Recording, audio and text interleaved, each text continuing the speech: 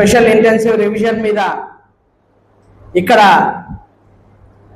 జాఫర్ గారి అధ్యక్షతన అదేవిధంగా షకీల్ షఫీ గారి సహాయ సహకారాలతో ఇక్కడ ప్యారడైజ్ ఫంక్షన్ హాల్లో కార్యక్రమం ఏర్పాటు చేయడం జరిగింది. వక్తలంతా ఇన్ డీటెయిల్ చెప్తున్నారు. ఏ విధంగా అయితే ఎస్ఐఆర్ ఈ దేశంలో ఇంప్లిమెంట్ చేయబడుతోంది, ఏ విధంగా అయితే ఒక వర్గానికి సంబంధించిన ఓట్లు కావాలనే తీసేయబడుతున్నారు, వీటన్నిటిపైన ఒక అవగాహన కార్యక్రమం అనేది ఇక్కడ ఏర్పాటు చేయడం జరిగింది. మరి అర్థమయ్యే విధంగా రెండే పాయింట్ చెప్తా.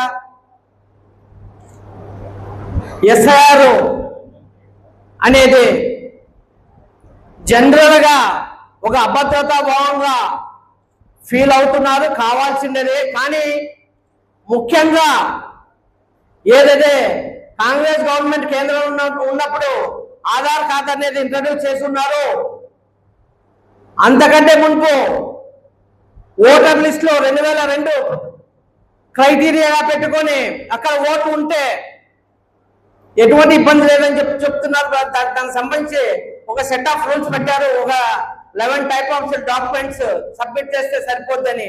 మరి వీటిపైన మనం ఏం చేయాలి?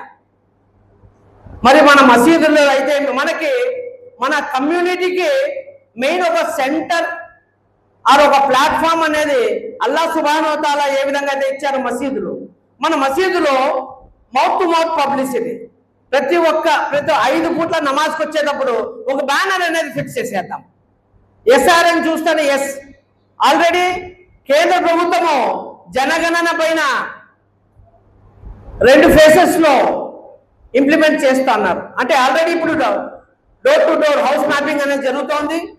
మరి ఇళ్లలో ఎంతమంది ఉన్నారనే కౌంట్ అనేది ఫిబ్రవరి 2027 2027 ఫిబ్రవరి నుంచి మొదలవుతుంది. 2 ఫేసెస్ లో సెకండ్ ఫేజ్ అప్పుడు మొదలవుతుంది. మరి ఇది జరిగేటప్పుడు ఎస్ఆర్ అనేది ఇమీడియట్ గా ఈ 16 రాష్ట్రాలకు నోటిఫికేషన్ ఇవ్వడం అనేది కాన్ఫ్లిక్ట్సే. మరి దీనికి సంబంధించి దయచేసి మన వాళ్ళని, అదేవిధంగా లౌకికవాదులు, మానవతావాదులు, సెక్యులర్ పీపుల్ అందరూ ఓటు తొలగించబడతాయి. ఒకటే, మనము జనరల్ గా ఎక్కువ శాతం చాలా మందికి సొంత ఇల్లు ఉండవు. అంటే ఒక ఏరియా నుంచి ఇంకో ఏరియాకి మారుతూ ఉంటాం. ప్రజెంట్ ఏ ఇంట్లో ఉన్నామో అక్కడ ఫామ్ 6 అనేది మీరు రిజిస్టర్ చేసుకోండి. వెదర్ ఇట్ ఈస్ దేర్, అంటే మీకు ఇంతకు ముందు ఏదైనా ఫర్ ఎగ్జాంపుల్ తీసుకుంటా, ఎక్కడో రాణినగర్ లో ఉండి ఉంటారు, ఇప్పుడు గంగాగౌరి ఏరియాలోకి వచ్చి ఉంటారు, అక్కడ ఓటు ఉందిలే అని చెప్పి ఇక్కడ నెగ్లెక్ట్ చేయడం వద్దు. ఇక్కడ మీరు కొత్తగా ఓటు నమోదు చేసుకోండి.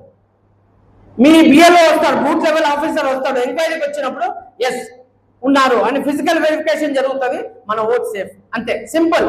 And more over second point, మన మసీదులో మౌత్ టు మౌత్ పబ్లిసిటీ, దీనిపైన అవగాహన కార్యక్రమం ఏం చేయాలనే దానికోసం. 3వ పాయింట్ ఏమనంటే, ఇప్పుడు యూజేసీ ఆధ్వర్యంలో త్వరలో రాబోయే, అంటే బక్రీద్ తర్వాత పెద్దలు చెప్పారు, ఒక ర్యాలీ. అంటే ఇంతకు మునుపు ఎన్ని వర్గాలు ఉన్నా కానీ మనము ఎన్ఆర్సీ ఎన్పిఏ దానికి సంబంధించి అందరూ ఒక ప్లాట్ఫామ్ పైకి వచ్చి ఉన్నాం. మరి పార్టీలకు అతీతంగా, అదేవిధంగా మన వర్గాలకు అతీతంగా, సున్నీ కానీ, తబ్లీగ్ కానీ, అహ్లే కానీ, బరేలీ కానీ, ఏదైనా కానీ ఒక ప్లాట్ఫామ్ పైకి వచ్చున్నా. అటువంటి ఒక ర్యాలీ అనేది అనంతపురం నుంచే మొదలు కావాలని చెప్పి నేను మిమ్మల్ని రిక్వెస్ట్ చేస్తున్నాను.